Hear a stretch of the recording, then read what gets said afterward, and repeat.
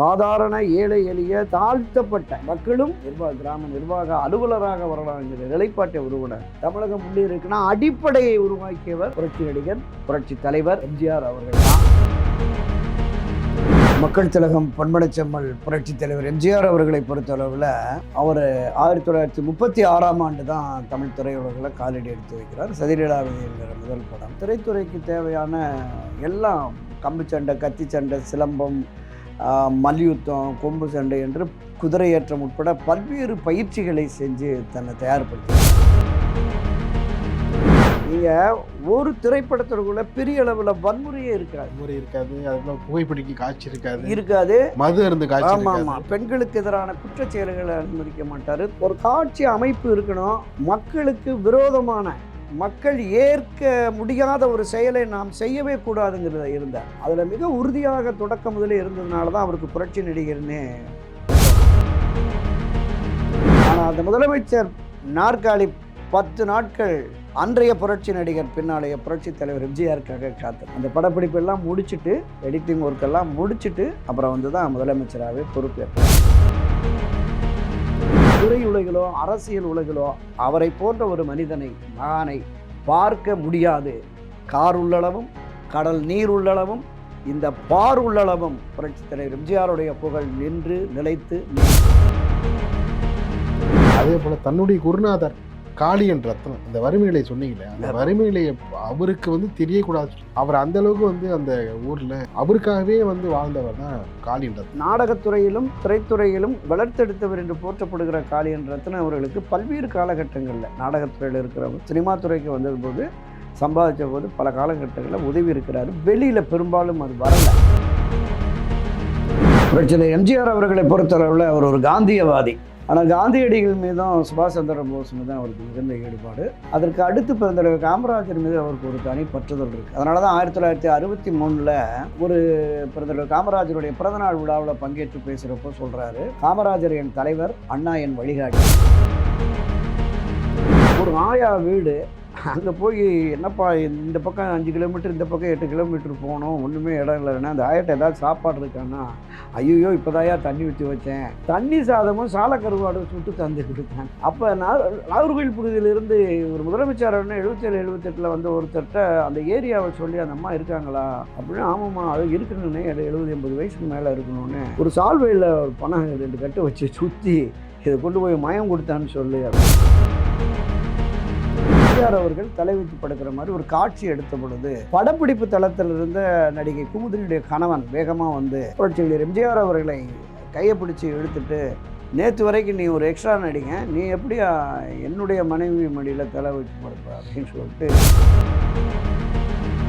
திராவிட இயக்கத்தை பட்டி தொட்டி எங்கும் கொண்டு சென்று சேர்த்ததில் திரு எம்ஜிஆர் அவர்களுக்கு மிகப்பெரிய பங்கு உண்டு. இது அண்ணாவே ஒத்துக்கிட்டு இருக்காங்க. இன்றைய திரையுலகினுடைய கதாநாயகனுடைய என்ட்ரியே எப்படி இருக்கும்? பட்டாக்கத்தி, பீச்சருமா, சிப்பாய்களோட இருக்கு. அப்படி இல்லை. இந்த ஒவ்வொரு படங்களும் பாடங்களாக இருக்கணும் அப்படின்னு. அவருடைய காட்சி அமைப்பாகட்டும், பாடல் வரிகளாகட்டும், அவருடைய அந்த வசனத்தினுடைய அந்த வசன நடைகளாகட்டும், ஏதாவது ஒரு மெசேஜ் இருக்கணும் அப்படிங்கிற மாதிரி தான் அவருடைய வாழ்க்கை.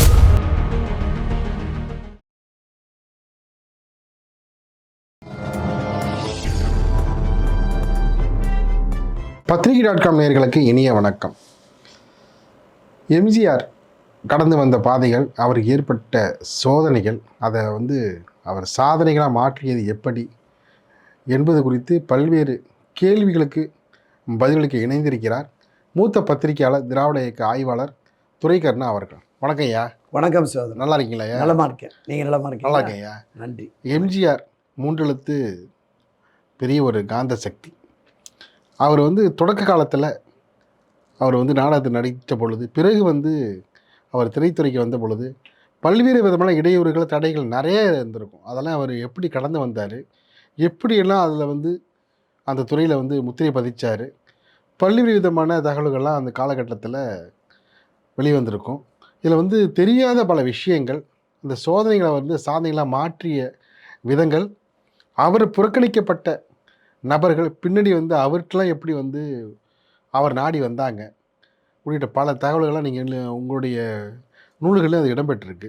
எம்ஜிஆர் பற்றி நேயர்களுக்காக. மக்கள் திலகம் பண்பனச்செம்மல் புரட்சித் தலைவர் எம்ஜிஆர் அவர்களை பொறுத்தளவில் அவர் 1936ஆம் ஆண்டு தான் தமிழ் திரையுலகில் காலடி எடுத்து வைக்கிறார். சதிலீலாவதி என்கிற முதல் படம்.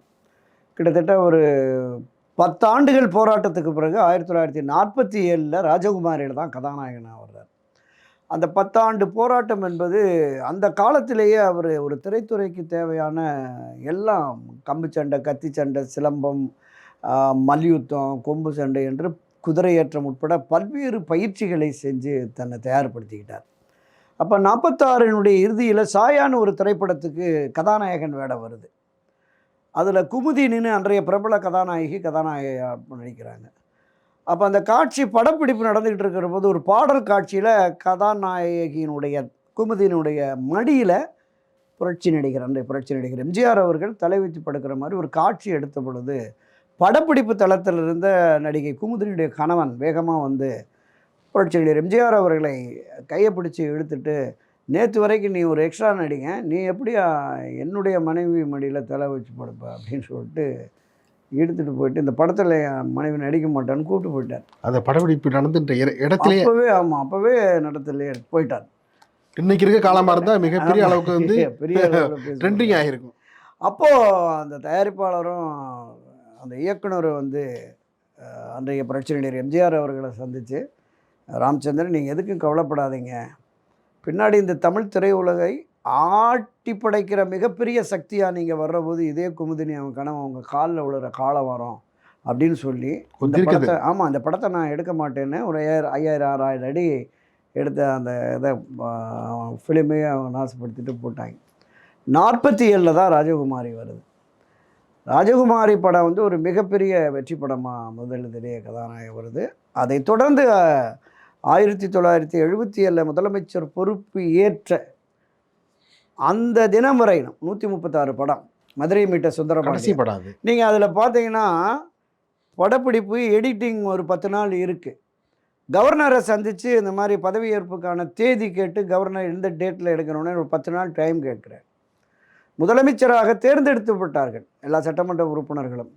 ஆனால் அந்த முதலமைச்சர் நாற்காலி 10 நாட்கள் அன்றைய புரட்சி நடிகர் பின்னாலேய புரட்சி தலைவர் எம்ஜிஆருக்காக காத்திருந்தது. அந்த படப்பிடிப்பெல்லாம் முடிச்சுட்டு எடிட்டிங் ஒர்க்கெல்லாம் முடிச்சுட்டு அப்புறம் வந்து தான் முதலமைச்சராகவே பொறுப்பேற்றார். திரைத்துறையில் அவர் சந்தித்த சோதனைகளுமே நிறையா. அரசியலங்கமரின்னு ஒரு படத்தில் ஒரு சண்டை காட்சி. அப்போ எல்லிசார் டங்கன்னு ஒரு இயக்குனர், அவர் ஒரு சண்டை காட்சி எடுக்கிறார். அப்போ இந்த எம்ஜிஆர் வந்து ஒரு மஷ்லின் ஷர்ட்டு போட்டிருப்பார், ரொம்ப மெலிதான ஷர்ட்டு. சண்டை காட்சியில் வில்லனோடு கத்தி சண்டை. இவர் வந்து ஒரு பாறையில் படுத்துக்கிட்டு சண்டை போடணும்.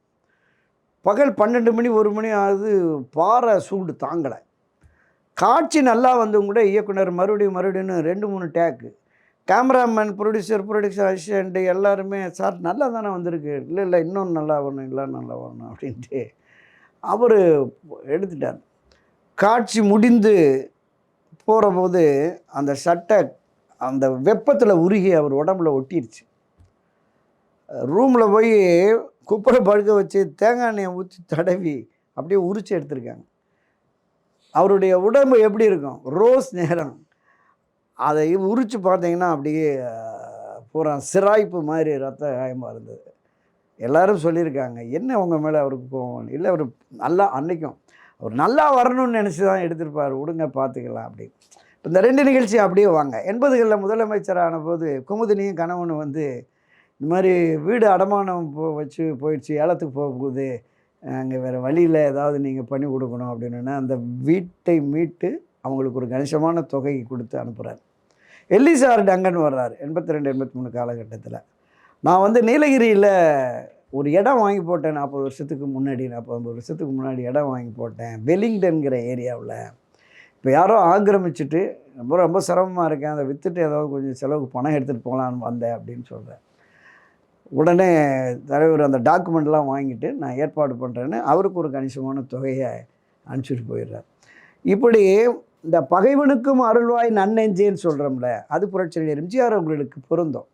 நாடோடி மன்னன் 58 ரிலீஸ் ஆச்சு. அந்த படத்தில் பானுமதி நடிக்கிறாங்க. அப்போது காட்சி நல்லா வரணுங்கிறதுக்காக மறுபடியும் 2 3 ஷூட்டு அவங்க வாங்குறாங்க. அப்போ பானுமதி ரொம்ப சீனியராங்க. அவங்க, "என்ன மிஸ்டர் ராமச்சந்திரன், உங்களுக்கு டைரக்ஷன் வராது. நீங்கள் உங்களுக்கு தெரிஞ்ச நடிப்பை பாருங்கள், வேறு யாராவது நல்ல டைரக்டர் போட்டு எடுங்க. இப்படி ஒரே காசு செலவு பண்ணிவிட்டு இப்படி 1 டேக்கு 4 டேக்கு 5 டேக்கு 10 டேக்குன்னு இருக்கிறீங்க, ஒரே காட்சியை மறுபடியும் எடுக்கிறீங்க, இதெல்லாம் சரியாக வராது." அப்படின்ன உடனே, "அப்படியா, சரி பார்த்துக்குவோன்னு" சொல்லிவிட்டு அந்த அம்மாவுக்கு ஒரு காட்சி குதிரையில் போகிறபோது கத்தியில் இடிகிற மாதிரி, அதோட அந்த அம்மா கேரக்டரை தூக்கிட்டு அடுத்த பாதியை புதுமுகமான சரோஜா தேவியை போட்டு கலரு ஈஸ்வரன் கலரில் போட்டு பயங்கரமாக அது சக்ஸஸ் ஆயிடுச்சு. இவர் முதலமைச்சராக இருக்கிறார். அப்போ அதை அந்த இயலிசை நாடகம் பண்ணுறேன்னு நினைக்கிறேன், இசைக்கல்லூரியாக இயலிசை நாடகம் பண்ணுறதுக்கு இப்போ யார் தலைவராக போடன உடனே பானுமதி அம்மாவை போடுங்க அப்படின்னு சொல்லிட்டு பானுமதி அம்மாவுக்கு இல்லை. அரசியல் தளத்துக்கு வந்தபோது கவியரசு கண்ணதாசன் மிக கடுமையாக விமர்சனம் பண்ணி எழுதினார். அரசுக்கு வந்த உடனே அரசவை கவிஞராக யார் நியமித்தணும்னு ஒரு 2 3 கவிஞரை கொடுக்குறாங்க. உடனே அதை தலைவர், அது இல்லை, கவியரசுக்கு ஃபோன் பண்ணுங்க அப்படின்ட்டு கவிஞர் லைனில் வந்த உடனே, "நான் ஒன்று சொல்லுவேன், நீங்கள் சரின்னு மட்டும் சொல்லுங்கங்கிறார்." உடனே, "என்ன திடீர்னு இந்த மாதிரி ஏதோ சொல்கிறீங்களே?" அப்படின்னு. "நான் சொல்கிறேன், சரின்னு சொல்லுங்கள். என்னென்னு, தமிழ்நாடு அரசவை கவிஞராக உங்களை நியமிச்சிருக்கேன்." அப்படின்னு. அவர் அப்படியே கண் கலங்கி, "நான் எவ்வளவோ உங்களுக்கு எதிராக பேசியிருக்கேன், எழுதியிருக்கிறேன், என்னை மனசில் வச்சுட்டு இந்த மாதிரி பண்ணு, அதெல்லாம் மறந்துடுங்க" அப்படின்னு சொல்லி. அந்த மாதிரி ஒரு ஒரு உயர்ந்த குணத்துக்கு சொந்தக்காரர். இந்த பல காலகட்டங்களில் அரசியல் ரீதியாகவும் சரி, திரைத்துறையிலும் சரி, அவருடைய தொடக்கமே தனக்குன்னு ஒரு பிம்பத்தை கட்டமைச்சுக்கிட்டார். இப்படித்தான் அப்படிங்கிற மாதிரி வாழ்ந்தவர் அவர். அந்த தொடக்க காலத்தில் சிறிய படங்கள்னு சொல்கிறேன்ல, அசோக் குமார்னு ஒரு படம், எம்கே தியாகராஜ பாகவதர் கதாநாயகன். அதில் இவர் ஒரு காவலாளி வேடம். காட்சிப்படி அந்த காவலாளி வந்து அந்த இந்த இரும்பு கோல் இருக்குல்ல, அதை காய்ச்சிட்டு வந்து கண்ணில் குத்தணும். யார்? எம்கே தியாகராஜ பாகவதர். அது ஒரு காட்சி. அவர் மறுத்துடுவார். காட்சிப்படி அவர் மறுத்த உடனே அவரை வெளியில் அனுப்பிச்சிட்டு வேறொரு காவலாளியை கூப்பிட்டு அந்த கொண்டு வந்து அவர் கண் குத்துற மாதிரி ஒரு காட்சி இருக்கும். முடிச்சுட்டு கண் பார்வை இல்லாமல் அவர் நடந்து போகிற போது எதிரே பிரச்சனை கிடையாது, எம்ஜிஆர் வர்ற மாதிரி ஒரு காட்சி. வர்ற ஒரு மரக்கிளையை முடித்து பாகவதர் கையில் கொடுத்து அவரை ஓரமாக கொண்டு போய் இருப்பார். அப்போ ஒரு காட்சி அமைப்பு இருக்கணும். மக்களுக்கு விரோதமான, மக்கள் ஏற்க முடியாத ஒரு செயலை நாம் செய்யவே கூடாதுங்கிறத இருந்தார். அதில் மிக உறுதியாக தொடக்க முதலே இருந்ததுனால தான் அவருக்கு புரட்சி நடிகர்னே பட்டம் வந்தது. 1950களில் மக்கள் திலகம்னு தமிழ்வாணன் பட்டம் கொடுக்குறார். 51 உரந்தை அழகப்பன்னு ஒரு நாடக ஆசிரியர், நாடக நடத்துகிறார். அவங்க தான் அந்த புரட்சி நடிகர்கள் பட்டத்தை திரு கருணாநிதி மூலமாக, கருணாநிதி தான் என் புரட்சி நடிகர் பட்டம் வழங்கினான்னா, உரந்தை அழகப்பன் நாடக மன்றம் புரட்சி நடிகர் பட்டத்தை ரெடி பண்ணி அது திரு கருணாநிதி மூலமாக வழங்கப்பட்டது. அப்படியே அவர் அந்த திரைத்துறையில் வந்து ஒரு மிகப்பெரிய மாற்றத்தை ஏற்படுத்தணும். பள்ளிகள், கல்லூரிகள், பல்கலைக்கழகங்கள் இந்த இடங்களில் கற்றுத்தராத வாழ்வியல் நெறிமுறைகளை, வாழ்வியல் தத்துவங்களை தன் படத்தில் மூலமாக சொன்னார். நீங்கள் ஒரு திரைப்படத்திற்குள்ள பெரிய அளவில் வன்முறையே இருக்காது. வன்முறை இருக்காது, அதுபோல் புகைப்பிடிக்க காட்சி இருக்காது, மது அருந்து காட்சி. ஆமாம், பெண்களுக்கு எதிரான குற்றச் செயல்களை அனுமதிக்க மாட்டார். தொடக்க முதலே, அதாவது தன்னுடைய வார்த்தைகள் வேறு, வாழ்க்கை வேறு என்று இருந்த ஒரு பெரிய, இன்றைக்கும் மிகப்பெரிய அளவில் அவர் ஒரு மகான், யுக புருஷன் என்று பேசப்படுகிறார் என்றால் அந்த திரைப்படங்கள் மூலமாக ஏற்பட்ட தாக்கம் இன்றைக்கு இளைய தலைமுறையினர் அதை பார்த்து அந்த பாடல்களையும் காட்சிகளையும் பார்த்து பிரமிக்கிறாங்க. இன்னைக்கு ரிலீஸ் பண்ண படம் வந்து அதாவது நான் பிரமிச்சு பார்த்தது என்னன்னா, தாம்பரத்தில் எல்ஐசி அதிகாரியாக இருந்து ஓய்வு பெற்ற கிருஷ்ணகுமாரன் என்னுடைய நண்பர், அவர் வீட்டுக்கு போயிருந்தேன். எந்த நேரமும் அவங்க வீட்டில் புரட்சித் தலைவருடைய பாடல்கள், காட்சிகள் தான் ஓடிக்கிட்டு இருக்கும். எப்போவாது செய்தி மட்டும் பார்க்குறது. ஒரு 6 வயது குழந்தை தனன்யான்னு, அந்த பொண்ணு அந்த ஹம்மிங் வந்தோடனே, இது இந்த பாட்டு, இது வேட்டைக்காரன், இது அரசன்னு அந்த பாட்டை பார்த்துட்டு அவ்வளோ பிரமாதமாக ஆடுவாங்க. காட்சிகள் வேறு நடிகர்களுடைய படம் போட்டால், தாத்தா இதை எடுத்துகிட்டு எம்ஜிஆர் போடுங்க அப்படின்னு. அப்போ ஒரு ஈர்ப்பு இந்த இளைய தலைமுறை. இன்னொரு நண்பர் விஸ்வாம்பலத்தில் நான் போய் எம்ஜிஆர் அரசியல் பாதைன்னு ஒரு புத்தகத்தை அவர்ட்ட குடுக்குறேன்.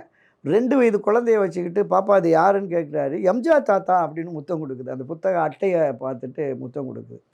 அடுத்தடுத்த தலைமுறைகளை கூட ஈர்க்கக்கூடிய ஒரு தலைவனாக, ஒரு மனிதராக அவர் வாழ்ந்திருக்கிறார். தமிழ் திரையுலகில் இன்றைக்கும் ஏக சக்கரவர்த்தியாக அவருடைய கிட்டத்தட்ட 85, 86 படம் 100 நாட்களை தாண்டி ஒரு 18, 20 படம் வெள்ளி விழா. 25 வாரங்கள் 175 நாள் ஓடுனோம்னா வெள்ளி விழா. இன்னைக்கு வெற்றிகரமான 3வது நாள், வெற்றிகரமான 5வது நாள்னு போஸ்டர் போடுற காலமெல்லாம் இல்ல. இன்றைய திரையுலகினுடைய கதாநாயகனுடைய என்ட்ரியே எப்படி இருக்கும்? பட்டாக்கத்தி, வீச்செருமா, துப்பாக்கியோட இருக்கு. அப்படி இல்ல. அவ்வளவு அதாவது இந்த ஒவ்வொரு படங்களும் பாடங்களாக இருக்கணும் அப்படின்னு. அவருடைய காட்சி அமைப்பாகட்டும், பாடல் வரிகளாகட்டும், அவருடைய அந்த வசனத்தினுடைய அந்த வசன நடைகளாகட்டும், ஏதாவது ஒரு மெசேஜ் இருக்கணும் அப்படிங்கிற மாதிரி தான் அவருடைய வாழ்க்கை இருந்தது. அந்த 1936 டு 52, 53 வரைக்கும் வந்தவர் 53ல் அப்படியே அரசியலுக்கு வந்துடுறார். திராவிட முன்னேற்றக் கழகத்தில் ஏற்கனவே நீங்கள் குறிப்பிட்ட எஸ்.எஸ். ராஜேந்திரன் இருந்தார், கே.ஆர். ராமசாமி இருந்தார், டி.வி. நாராயணசாமி இருந்தார், என்.எஸ். கிருஷ்ணன் உட்பட பலருமே இருந்தாங்க.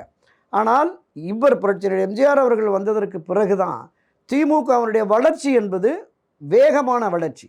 53லேருந்து 72 வரைக்குமே திரைப்படத்தில் திராவிட முன்னேற்றக் கழகத்தினுடைய கொடி, கொள்கை, லட்சியம் இதெல்லாம் கிராமத்தில் கொண்டு போய் கேட்டார்.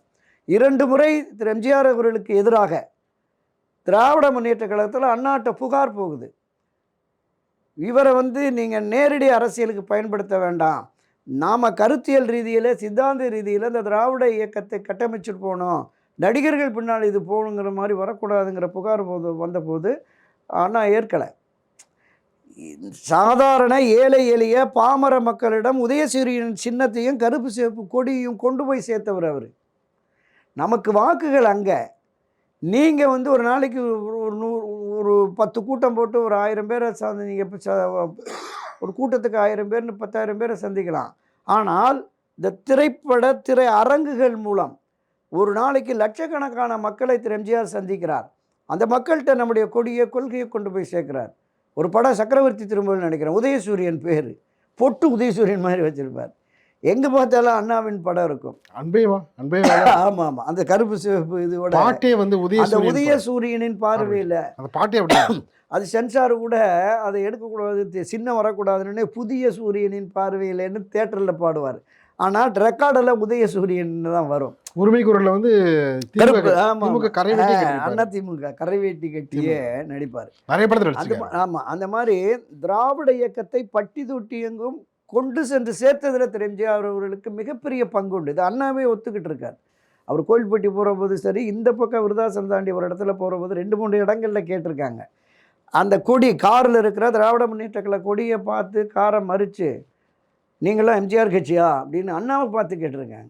அப்போ இந்த என்.வி. நடராஜன், நம்ம காஞ்சிபுரம் ராஜகோபால்னு 2 பேரும் பின்னாடி இருந்தாங்களா, அவர் யார் தெரியுமான்னு உடனே, அண்ணா நீங்கள் அமைதியார், அவங்களுக்கெல்லாம் தெரிஞ்சு தானே கேட்குறாங்க அப்படின்ட்டு, ஆமாம் நாங்கள்லாம் எம்ஜிஆர் கட்சி, எங்கள் ஊருக்கு எம்ஜிஆர் அனுப்பி வைங்க, நாங்கள்லாம் உதயசூரியனுக்கு தான் ஓட்டு போடுவோம்னு சொன்னாங்க. அப்போ அந்தளவுக்கு பெருமையாக அவரே சொல்லியிருக்கிறார்.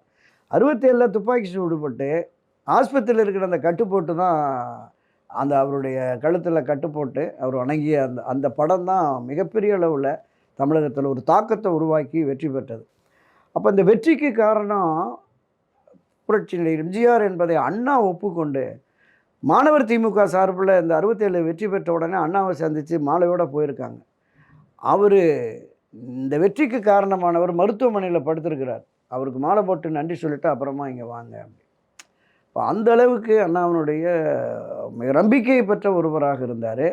தமிழ் திரையுலகிலும் சரி, அரசியலிலும், தமிழக அரசியல் களத்திலும் சரி, ஒரு மிகப்பெரிய உச்சம் தொட்ட மகானாக புரட்சியாளர் எம்ஜிஆர் இருந்தார். 77, 80, 84 ஹாட்ரிக் வட்டி.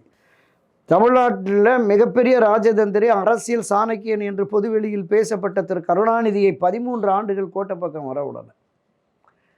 ஒரு மகத்தான ஆட்சிக்கு வெற்றி, யாராலும் செய்ய முடியாத ஒரு சாதனை. 10 ஆண்டுகளுக்கு மேலே அவர் ஆட்சி இன்னும் கூட இன்றைக்கு இருக்கிற அதிமுகவினர் அதை கொண்டு போக மாட்டேங்கிறாங்க மக்கள் மத்தியில். 10 ஆண்டுக்கு மேலே அவருடைய ஆட்சி என்பது ஒரு தன்னிறைவு திட்டம் கொண்டு வந்து அடிப்படை தேவைகளை பூரா நிறைவு பண்ணார். ஒரு விளக்கு மின் திட்டம், குடிசைகளிலும் விளக்கெரியன்னவர், குறு சிறு விவசாயிகளுக்கு இலவச மின்சார திட்டத்தை முதல்ல விவசாயிகளுக்கான இலவச மின்சாரத்தை அவர் தான் அறிமுகப்படுத்தி 8 ஆண்டுகள் உபரி பட்ஜெட். பொருளாதார வளர்ச்சி. இந்த சத்துணவு திட்டம் என்பது எத்தனையோ எதிர்ப்புக்கு இடையில கொண்டு வந்து அந்த திட்டத்தை நிறைவேற்றி இன்னும் அது ஒரு மகத்தான திட்டமாக இருக்குது. எல்லாவற்றையும் தாண்டி இந்த பாரம்பரியமாக கர்ணா நாட்டாமா கணக்கு போடன்னு இருந்ததை மாட்டி இந்த கிராம நிர்வாக அலுவலர்னு அரசு பணியில் கொண்டு வந்து சாதாரண ஏழை எளிய தாழ்த்தப்பட்ட மக்களும் கிராம நிர்வாக அலுவலராக வரலாங்கிற நிலைப்பாட்டை உருவினாங்க. அன்றைக்கி ஒரு 6-7 இப்போ என்ஜினியரிங் கல்லூரி தான் இருந்தது. தனியார் சுயநிதி பொறியியல் கல்லூரியில் கொண்டு லட்சக்கணக்கான பொறியாளர்களை உருவாக்கி இன்றைக்கும் வெளிநாடுகளிலிருந்து பல ஆயிரக்கணக்கான கோடி பணம் இங்கே நம்ம தமிழ்நாட்டுக்கு வருது. அவர்கள் படித்து அனுப்புகிறாங்க. பொருளாதார ரீதியில் இன்றும் பொருளாதார ரீதியில் இந்த நாடு முன்னேறி இருக்குது, தமிழகம் முன்னேறி இருக்குன்னா அடிப்படையை உருவாக்கியவர் புரட்சி நடிகர், புரட்சி தலைவர் எம்ஜிஆர் அவர்கள் தான். எனவே நான் அடிக்கடி எல்லா இடங்கள்லையும் பேசி முடிக்கிற போது சொல்லுவேன், அவர் வாழ்ந்த காலத்திற்கு முன்பும் சரி, அவர் வாழ்ந்த காலத்திலும் சரி, அவர் மறைந்த பிறகும் சரி, திரையுலகிலோ அரசியல் உலகிலோ அவரை போன்ற ஒரு மனிதனை மகானை பார்க்க முடியாது. கார் உள்ளளவும் கடல் நீர் உள்ளளவும் இந்த பார் உள்ளளவும் புரட்சி தலைவர் எம்ஜிஆருடைய புகழ் நின்று நிலைத்து நீடித்து. எப்படி வந்து திமுகவில் வந்து பயணம் பண்ணியிருந்த பொழுது அண்ணா மீது எப்படி வந்து பெருமதிப்பு வச்சுருந்தாரோ அதுமாதிரி காங்கிரஸில் இருந்த பொழுது பெருந்தலைவர் காமராஜர் மீது அவ்வளவு பெருமதிப்பு வைத்திருந்தார். அதனால தான் காமராஜர் நடைமுறைப்படுத்திய மதிய உணவு திட்டத்தை வந்து சத்துணவு திட்டமாக அவர் மாற்றினார். அதே போல் தன்னுடைய குருநாதர் காளியன் ரத்னம் அந்த வறுமை நிலையை சொன்னீங்களே, அந்த வறுமை நிலையை அவருக்கு வந்து தெரியக்கூடாதுன்னு சொல்லிட்டு அவர் அந்தளவுக்கு வந்து அந்த ஊரில் அவருக்காகவே வந்து வாழ்ந்தவர் தான் காளியன் ரத்னம். சொல்லுவார், என்னுடைய வாத்தியார் காளியன் ரத்னம்.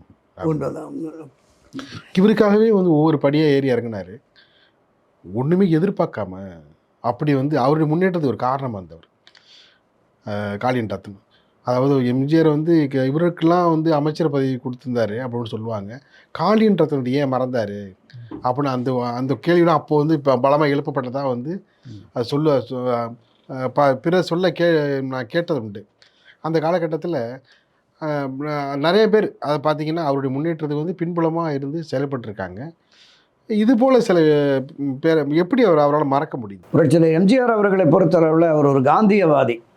காங்கிரஸ் பேரியக்கத்தில் தான் அவருக்கு ஈடுபாடு. 1920கள் 26 30 காலகட்டங்களில் நடந்த அவருடைய அண்ணனே திரு எம்ஜி சக்கரபாணி அவர்களே சொல்லியிருக்காரு. அவர் வந்து திடீர்னு இந்த கதர்பக்தி நாடகம் போடுற போது அந்நிய துணி பகிஷ்கரிப்பு போராட்டத்துக்கு போயிட்டான், ரயில் மறியல் போராட்டத்துக்கு போயிட்டான், நாங்கள் வம்பா இழுத்துட்டு வந்து நாடகப்பட்டியில் போட்டோம் அப்படின்னார். ஆனால் காந்தியடிகள் மீதும் சுபாஷ் சந்திர போஸ் மீதும் அவருக்கு மிகுந்த ஈடுபாடு. அதற்கு அடுத்து பிறந்தவர் காமராஜர் மீது அவருக்கு ஒரு தனி பற்றுதல் இருக்குது. அதனால தான் 1963 ஒரு பிறந்தவர் காமராஜருடைய பிறந்தநாள் விழாவில் பங்கேற்று பேசுகிறப்போ சொல்கிறாரு, காமராஜர் என் தலைவர், அண்ணா என் வழிகாட்டின். அப்போ திமுகவில் இருக்கிற பிரபலங்கள்லாம் போய் எந்த காமராஜரை வீழ்த்தி நம்ம திமுகவை ஆட்சிக்கு கொண்டு வரணும்னு பாடுபடுறோமோ அந்த காமராஜரை என் தலைவர்னு சொல்கிறார். 63 அப்போ எம்எல்சியாக இருக்கார், திமுகவினுடைய எம்எல்சியாக இருக்கிறார் திரு எம்ஜிஆர் அவர்கள். ஆனால் அப்படி இருக்கிறவ எப்படி நம்ம கட்சியில் வைக்கணும் அப்படிங்கிற போதும் அண்ணா சொன்னார், தொடக்கத்தில் சொன்னது மாதிரி அவரை நீக்கிட்டோம்னா அவருக்கு எந்த பாதிப்பும் இல்லை, ஆனால் கட்சிக்கு பெரிய பாதிப்பு ஏற்படும். ஆமாம், அவருடைய திரைப்படங்களை நீங்கள் பாருங்கள், ஃபுல்லாக நம்முடைய கட்சி கொடி முழுக்க திமுகவை வளர்த்தெடுக்கிற அவருடைய பங்கு இருக்குது. எனவே அந்த கோரிக்கையோட நீங்கள் வராதிங்க அப்படின்னு சொல்லி அவங்களெல்லாம் அனுப்பிச்சி வச்சுட்டார். ஆனால் திரு எம்ஜிஆர் அவர்கள் அண்ணாவுக்கு ஒரு நெருக்கடி வரக்கூடாதுங்கிறனால எம்எல்சி பதவியை ராஜினாமா பண்ணிட்டார். அண்ணா சொல்லியிருக்கார், தலைவர்னு பல பேர் இருக்கலாங்க, என்னை வழிகாட்டியாக எடுத்துக்கிட்டார்ல அரசியலில், அதனால் ஒன்றும் பிரச்சனையே இல்லை, எனக்கும் கூட காமராஜ் தான் தலைவர்னு அண்ணா காமெண்ட் அடிச்சிருக்கார். பெருந்தலைவருங்கிறவர் எனக்கும் தலைவர் தானேயா, எல்லாருக்கும் தலைவர் அந்த வகையில் சொல்லியிருப்பார். நீங்கள் போய் வேலை பாருங்கன்னு அனுப்பிச்சிட்டார். அந்தளவுக்கு அவர் அப்போ உள்ள அரசியல் எப்படி இருந்தது? ஆமாம். இன்னொன்று, தன்னுடைய குருநாதர் தன்னை நாடகத்துறையிலும் திரைத்துறையிலும் வளர்த்தெடுத்தவர் என்று போற்றப்படுகிற காளியன் ரத்னம் அவர்களுக்கு பல்வேறு காலகட்டங்களில் நாடகத்துறையில் இருக்கிறவர் சினிமா துறைக்கு வந்தது போது சம்பாதித்த போது பல காலகட்டங்களில் உதவி இருக்கிறார். வெளியில் பெரும்பாலும் அது வரலை. என்னுடைய நினைவு சரியாக இருக்குன்னா 67 68 காலகட்டத்திலே காளியன் ரத்னம் குடும்பத்தினருக்கு ஒரு கணிசமான உதவி செய்திருக்கிறாரு. காலப்போக்கில் அது பெரிய அளவில் வரலை. இது மட்டுமல்ல, தனக்கு தொடக்க காலத்தில் யாரெல்லாம் உதவி செய்தார்களோ அவர்களுக்கெல்லாம் தேடி தேடி உதவி செய்தவர் தான் மரியாதைக்குரிய எம்ஜிஆர் அவர்கள். பல பதிவுகளில் இப்போ கூட பார்த்துருப்போம். அந்த அது வால்டாக்ஸ் சாலை யானைக்கவனி பகுதிகளில் புட்டு விற்றுருக்க ஆயா இருக்குல்ல, அவங்களுக்கு புட்டு வாங்கிட்டு காசு கொடுக்குற, காசு இல்லைம்மா அப்புறம் தருவேன் அப்படின்னு சொல்கிறதுக்கு, மகாராஜா நீ எடுத்துகிட்டு போ, நீ எப்போ காசு கிடைக்க போ. அவரும் நம்ம முருகன் தேட்டர் விஎம் பரமசிவமும் போய் 2 பேருமே வாக்கிங் போகிறபோது பைசா எடுத்துகிட்டு வரல அப்படின்னு சொல்லிட்டு திரும்ப வந்து கொடுத்துட்ட உடனே அந்த அம்மாவை பிற்காலத்தில் வந்து பார்த்துட்டு அவங்களுக்கு அரசனுடைய உதவித்தொகை கிடைக்கிறதுக்கு எல்லாமே வழி ஏற்பாடு பண்ணார். ஒரு கணிசமான தொகையை அப்பப்போ பண்ணிக்குவாங்க. நாகர்கோவில் பக்கத்தில் ஒரு நாள் இரவு போகிறபோது 12 மணிக்கு பிரேக் டவுன் ஆகிப்போச்சு. ஒரு இடமும் இல்லை பக்கத்தில். ஒரு ஆயா வீடு. அங்கே போய் என்னப்பா இந்த பக்கம் 5 கிலோமீட்டர், இந்த பக்கம் 8 கிலோமீட்டர் போகணும், ஒன்றுமே இடம் இல்லைன்னா அந்த ஆயாட்ட ஏதாவது சாப்பாடு இருக்கான்னா, ஐயோ இப்போதாயா தண்ணி ஊற்றி வச்சேன், தண்ணி சாதமும் சால கருவாடும் சுட்டு தந்து கொடுத்தாங்களாம். அப்போ நாகர்கோவில் பகுதியிலிருந்து ஒரு முதலமைச்சர் 77 78 வந்த ஒருத்தர்கிட்ட அந்த ஏரியாவை சொல்லி, அந்த அம்மா இருக்காங்களா அப்படின்னா, ஆமாம்மா அது இருக்குங்கண்ணே, 70 80 வயசுக்கு மேலே இருக்கணும்னு ஒரு சால்வையில் ஒரு பணம் 2 கட்டு வச்சு சுற்றி இதை கொண்டு போய் மயம் கொடுத்தான்னு சொல்லு அப்படின்னு சொல்லியிருக்கேன். அதே மாதிரி நம்ம விழுப்புரம் விருதாசலம் பக்கத்தில் வடை சுட்டுக்கிட்டு இருந்தவர் அப்பப்போ வண்டியில் போகிற போதெல்லாம் டக்குன்னு வண்டி கிளம்புற போது 20 ரூபா 10 ரூபாய்க்கு வாங்கிட்டு 100 ரூபா 200 ரூபா கொடுத்துட்டு போவாங்க. அந்தம்மா வயசான காலத்தில் இருக்கிறாங்கன்னா அரசு உதவித்தொகை கிடைக்கிறதுக்கு அதுக்குமே ஏற்பாடு பண்ணியிருக்காரு. எனவே பல காலகட்டங்களில் இவர் நாடகத்துறையில் இருக்கிற போது கொல்கத்தாவுக்கு நாடகம் போகிற போது அங்கே குலோப் ஜான் வாங்கி கொடுத்த ஒரு பெரியவரை விருது வாங்குகிற போது 71 போய் இப்போ அவங்க அந்த ஏரியாவுக்கு போன போது பார்த்து அவரை கூப்பிட்டு அவருக்கு உதவி செய்திருக்கிறார். அது மாதிரி உதவுகிற தன்மை என்பது இயல்பிலேயே அவர் உடன் பிறந்த குணம் அப்படின்னே சொல்லலாம்.